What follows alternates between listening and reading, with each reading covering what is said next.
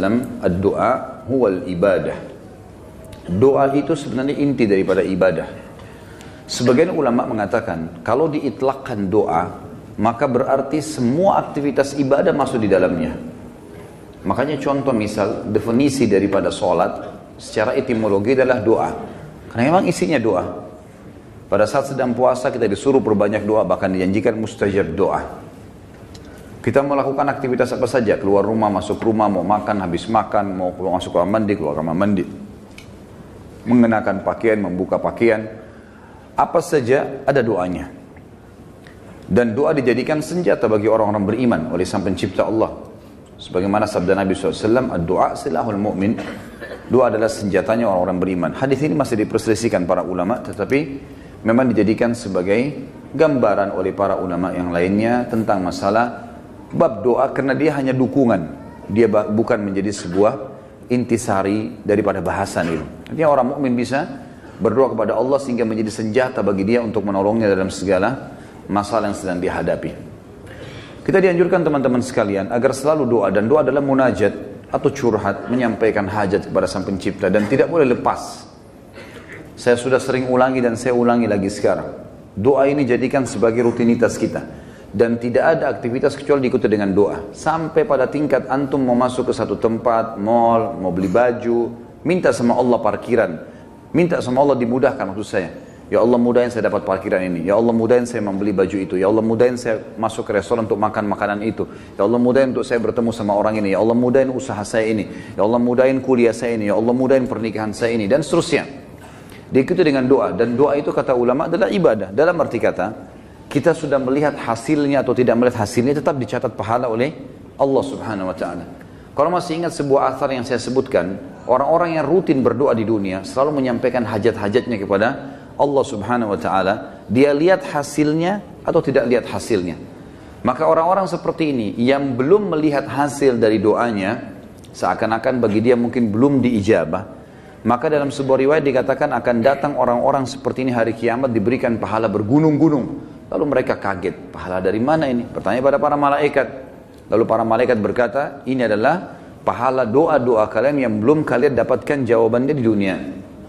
Maka pada saat itu mereka semua berharap kalau semua doanya selama di dunia tidak diberikan di dunia, tapi diberikan di akhirat, karena besarnya pahala yang didapatkan. Kita dianjurkan untuk membaca doa-doa positif, dan selalu kita berpikir positif juga pada Allah, atau bersangka baik. Tidak ada doa yang dimulai teman-teman sekalian, baik dengan Rabbana, wahai Tuhanku dan penciptaku, atau Allahumma, ya Allah, atau apalah yang kita ucapkan, kecuali pasti sudah ada garis finishnya. Kalau kita sudah mulai start, kita sudah tahu pasti ada finishnya. Tinggal semua jawaban yang Allah kasih kepada kita, semua jawaban yang Allah kasih dari permintaan doa kita, itu mengikuti proses sistem atau sunnatullah yang telah Allah berikan kepada kita. Maksudnya ada prosesnya. Jadi kalau kita berdoa, berarti sudah ada garis finish. Tinggal mungkin seminggu, mungkin sebulan, mungkin setahun. Mungkin ada orang berdoa bertahun-tahun. Baru Allah SWT berikan kepada dia. Karena bobot dari permintaannya besar. Maka Allah SWT sesuaikan dengan sunnatullah atau sistem yang dia telah buat dalam kehidupan manusia itu sendiri. Nabi SAW sebaliknya teman-teman melarang kita berdoa, mengucapkan kalimat-kalimat yang berbau permohonan atau permintaan, sadar atau tidak sadar, yang buruk. Kata Nabi SAW dalam hadis Bukhari, janganlah seseorang di antara kalian mengucapkan kalimat doa, permintaan, atau munajat, atau penyampaian sesuatu kepada Sang Pencipta yang buruk, baik buat dirinya, baik buat keluarganya, baik buat hartanya, karena jangan sampai malaikat lewat dan mengiyakannya. Misal orang bertengkar suami istri, kemudian dia mengatakan, saya berharap tidak akan bersama sama kamu lagi. Dia nggak sadar kalimat ini bisa jadi doa, walaupun dia dalam kondisi emosi. Tidak boleh orang, saya pernah sampaikan kalau masalah anak-anak, kamu nakal sekali. Atau mungkin dia ucapkan tentang rumahnya, kendaraannya, sial tempat ini, panas, tidak beruntung tempat ini, atau bahasa apalah. Doa-doa atau kalimat-kalimat yang terlantunkan seperti ini, yang akhirnya sama saja munajat tapi buruk buat dia, buat keluarganya, buat tunggangannya, buat hartanya, namanya laknat. Namanya laknat. Sudah paham makna laknat? Hah? Mana suaranya? Berarti semua ucapan negatif untuk diri, untuk keluarga, untuk harta, namanya laknat. Dan ini hukumnya dosa besar. Tidak boleh melaknat diri sendiri, nggak boleh melaknat keluarga, nggak boleh melaknat harta. Dan laknat saya bilang tadi, masuk di dalamnya semua perkataan yang akhirnya berisi munajat, harapan, permintaan, tapi negatif. Ini nggak boleh. Dan ingat teman-teman, bukan cuma sekedar tidak boleh, Imam Az-Zahabi masukkan dalam dosa besar. Kita nggak boleh melaknat diri sendiri, nggak boleh melaknat juga orang lain, nggak boleh melaknat harta, nggak boleh melaknat benda, nggak boleh semuanya. Dan kita akan baca nanti ada hadis, ada seekor unta yang dilaknat oleh pemiliknya, maka Nabi SAW suruh penduduk Madinah Muslimin meninggalkan unta itu. Jangan ada yang sentuh lagi unta itu, karena sudah dilaknat oleh pemiliknya. Hanya karena pada saat pemiliknya nunggangi dia, kaki unta ini kesentuh batu, akhirnya dia hampir jatuh. Mungkin kalau kita naik mobil atau motor sekarang tiba-tiba ada yang ugal-ugalan lalu kita rem tiba-tiba. Kadang-kadang ada orang kalau kurang berzikir teman-teman, tidak biasa lisannya berzikir, yang keluar semua kata kotor nantinya. Tapi kalau orang biasa berzikir, oh subhanallah, Allahu Akbar, dia berzikir lain. Itu positif karena dia sudah terbiasa berzikir maka keluar kalimat itu. Atau tabrakan tiba-tiba, naudzubillah. Tapi kalau dia tidak biasa maka otomatis keluar kalimat-kalimat yang tidak baik. Dan itu bisa jadi doa buat dia atau buat orang lain. Nah kalau buruk berarti namanya laknat, dosa besar. Jelas ya? Ini judulnya. Judul dosa besar 39 adalah melaknat. Saya akan bacakan Imam Az-Zahabi mengangkat dalil-dalilnya teman-teman sekalian. Di antaranya adalah hadis riwayat Bukhari Muslim, hadis yang sangat ringkas, pendek, padat sekali. Dan sebagian ulama mengatakan dari hadis ini sudah cukup sebenarnya setiap mukmin punya pengontrol dalam bermuamalah dengan dirinya atau orang lain. Pendek sekali bunyinya, kata Nabi SAW, la'nul mu'mini kaqatlihi. Melaknat seorang mukmin adalah seperti dosa membunuhnya. Seperti dosa membunuhnya. Jadi kalau kita lagi jengkel sama seseorang, selama dia muslim, kalau kita ucapkan kalimat itu maka akan kena. Dalam sebuah hadis yang lain apa? Kalau seandainya ada orang melaknat orang lain, maka laknat itu akan naik ke langit. Kemudian tidak diterima di langit. Lalu Allah memerintahkan laknat itu, doa buruk tadi, kembali ke dunia. Kalau orang yang disebutkan padanya laknat berhak mendapatkannya, memang dia orang pelaku itu, maka akan kembali padanya. Tapi kalau tidak, maka akan kembali pada pengucapnya. Jadi pengucapan doa buruk bisa kembali kepada pengucapnya, kembali kepada kita, naudzubillah. Kecuali keadaannya teman-teman, memang kita dibolehkan melaknatnya secara syar'i, seperti orang melaknat iblis, melaknat atau mengutuk orang-orang kafir yang sengaja memerangi kaum muslimin. Seperti di kancah peperangan, ada orang kemudian menyerang muslimin dan menyakiti muslimin, lalu kita mengatakan semoga Allah membinasakannya. Sama kan laknat itu, tapi di sini babnya terbuka, pintunya terbuka, ya. Karena memang dibolehkan secara syar'i. Kalau orang hanya pelaku maksiat teman-teman, tidak boleh dilaknat. Apalagi kalau dasarnya orang ini orang mukmin yang tidak bermaksiat. Seperti pernah ada seorang yang berzina di zaman Nabi SAW lalu dirajam, dilempar batu. Lalu ada seorang sahabat berteriak mengatakan semoga Allah melaknatmu. Kenapa? Karena dia berzina. Dan memang nyata, kepergok, lagi dihukum. Berarti orang lagi buat maksiat kan? Sama kalau kita orang lagi mabuk misalnya, di pinggir jalan. Tetap nggak boleh dilaknat teman-teman. Lebih baik kita ucapkan apa? Jangan kita bilang semoga Allah binasakanmu. Mudah-mudahan mobilmu tabrakan. Nah, ini nggak boleh kita ucap. Ya Allah berikan hidayah. Karena pengucapan ini laknat tadi. Kalau tidak kembali ke dia dan memang tidak akan kembali ke orang-orang ini. Kecuali tadi yang saya bilang orang yang dikhususkan. Iblis, syaitan, ya, orang-orang kafir yang menyakiti muslimin, ada memang pintu-pintunya saja. Kalau tidak, cuma orang yang bermaksiat dari kaum muslimin tidak boleh. Apalagi dasarnya bukan orang bermaksiat. Para ulama, para da'i, para orang-orang soleh dan solehah, diolok-olok, dicaci maki. Ini semua masuk dalam masalah bahasan laknat.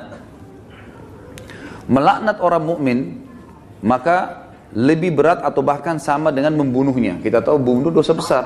Sebagaimana sudah kita bahas juga di dosa besar kita yang kedua, masalah membunuh adalah dosa besar dan itu sangat berat. Dan membunuh orang mukmin teman-teman sekalian, itu dalam ayat Al-Quran disebutkan termasuk yang diancam kekal di neraka selain kekafiran, kemunafikan, kemusyrikan, juga dalam membunuh mukmin secara sengaja. Ini ada ancaman kekal di api neraka, gitu kan? Dan ini masih khilaf di antara ulama memang, tapi umumnya ulama mengatakan zahir hadis ayatnya begitu. Wa may yaqtul mu'mina muta'ammidan fajazaohu jahannam khalidina fiha. Siapa yang bunuh orang mukmin, maka dia akan disiksa atau dikekalkan di dalam api neraka, ya. Itu ada di dosa besar nomor 2. Maka dia akan dimasukkan ke dalam api neraka dan dia akan kekal di dalamnya. Maaf, sebentar saya pastikan lagi.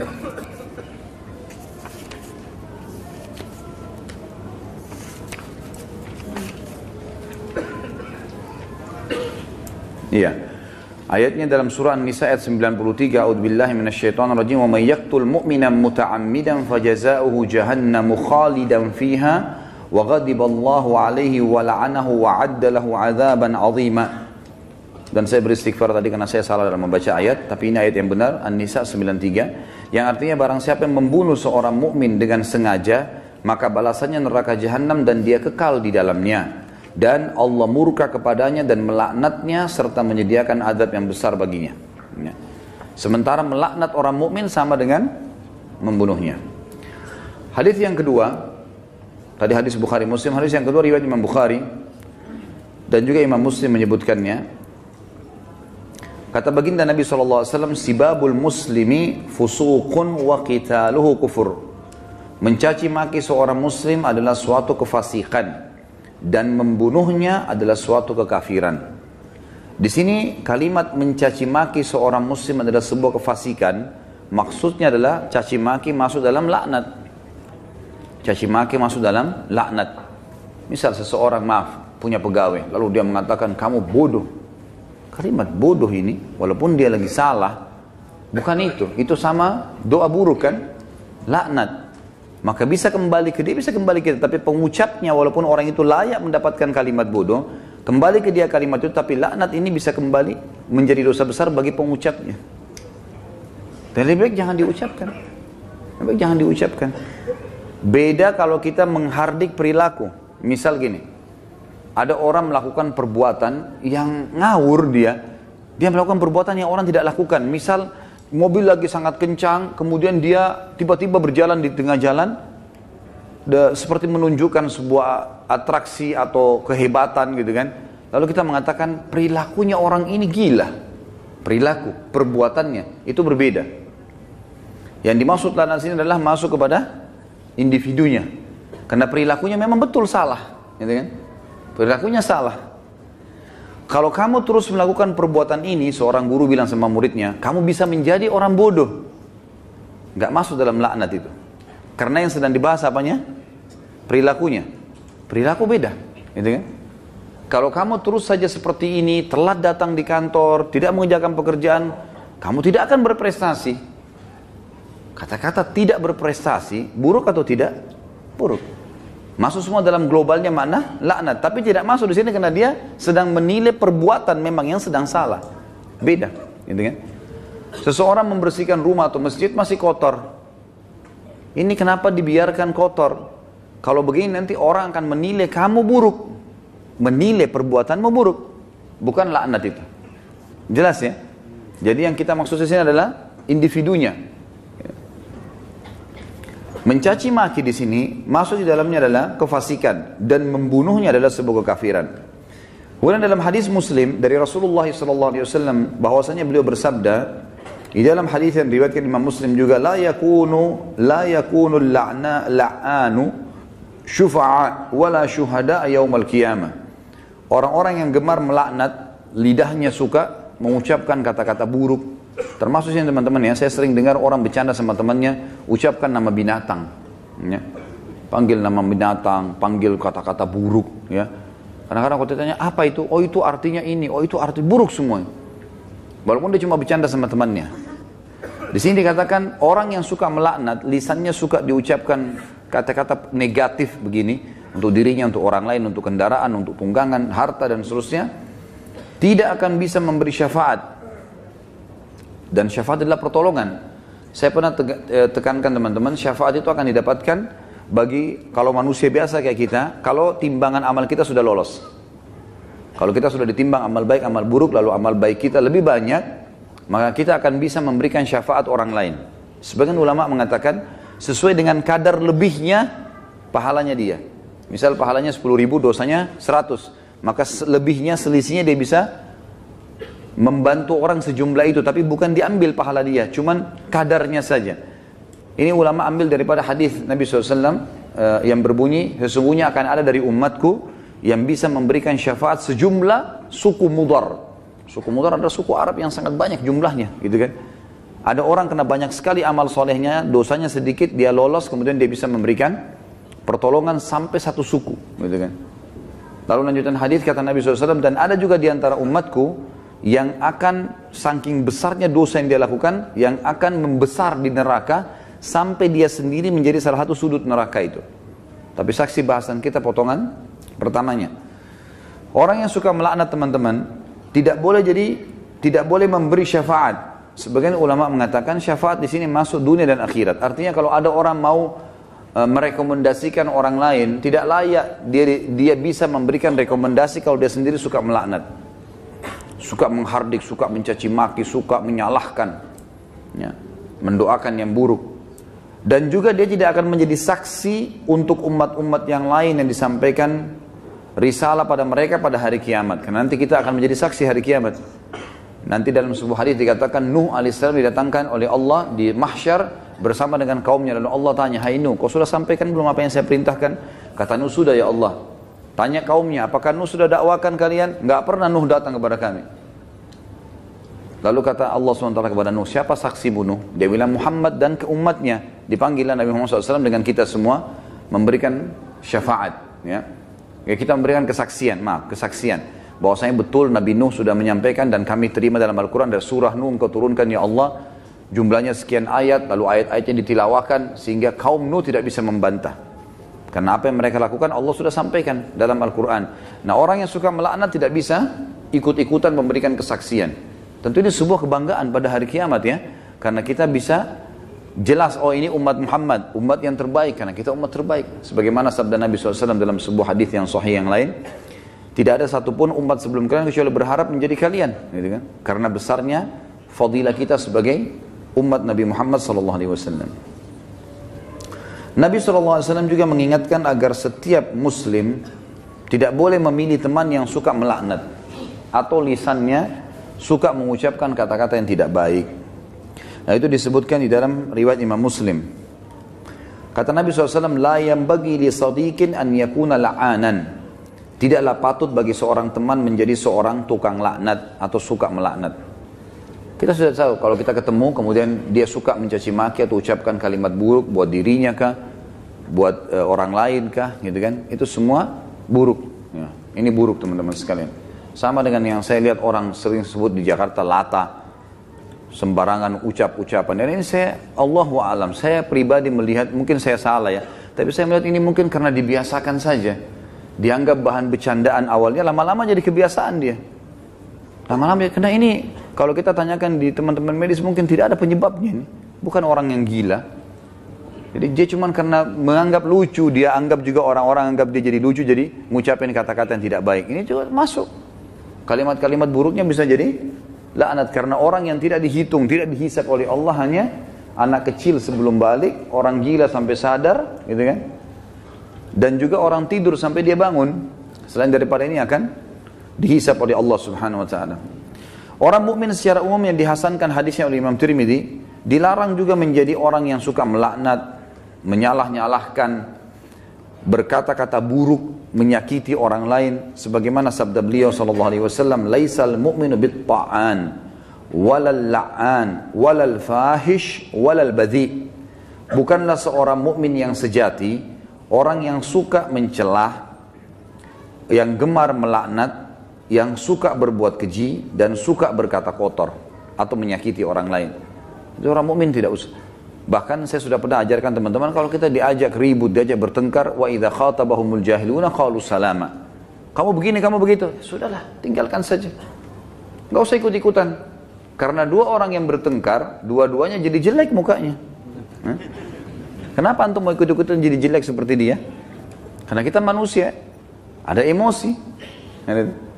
Kalau lagi bertengkar dengan orang, tidak usah baca WA-nya, tidak usah baca SMS-nya, tidak usah dilihat.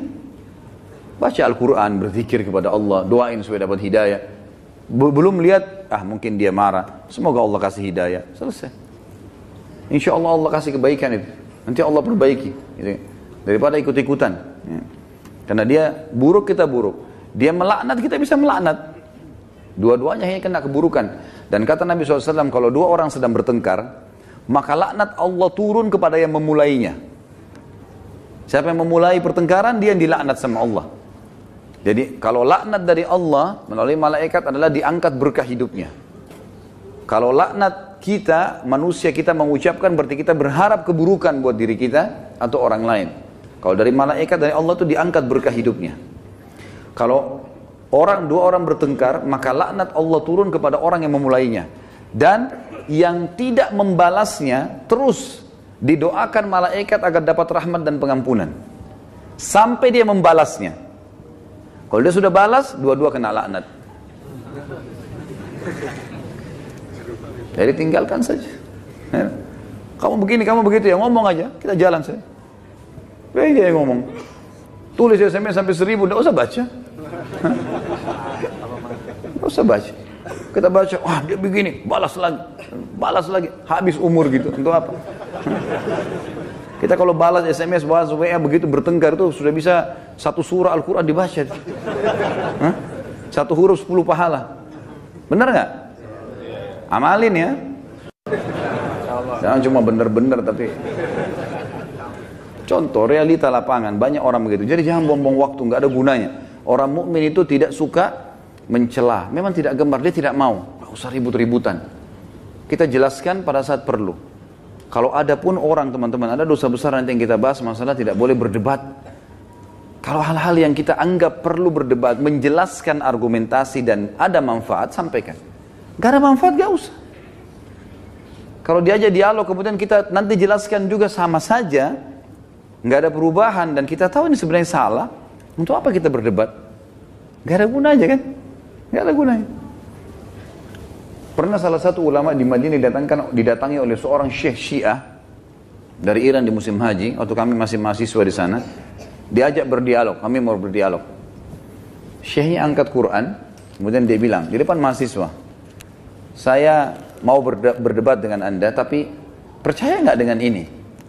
Quran ini, diangkat Quran. Percaya nggak? Quran ini Quran ahli sunnah, 30 juz. Qurannya mereka 49. Kata dia, tidak, saya tidak percaya. Kata Syekh, saya tidak mau berdebat. Lalu rujukannya apa nanti? Nggak ada gunanya. Macam-macam mereka ucapkan, oh penakut, oh begini. Ngomong aja, silakan. Ukir kata-katamu sepanjang mungkin, tidak masalah. Tulis silakan sampai capek. Malaikat juga catat kan? Dan kalau laknat itu, doa itu tidak layak untuk orang itu, kembali ke siapa? Ke dirinya sendiri. Kamu bodoh, kamu begini. Dia sedang bilang, ya Allah jadikan saya bodoh, ya Allah jadikan saya begini, jadikan saya sial. Na'udzubillah. Hah? Paham ya? Alhamdulillah. Amalkan.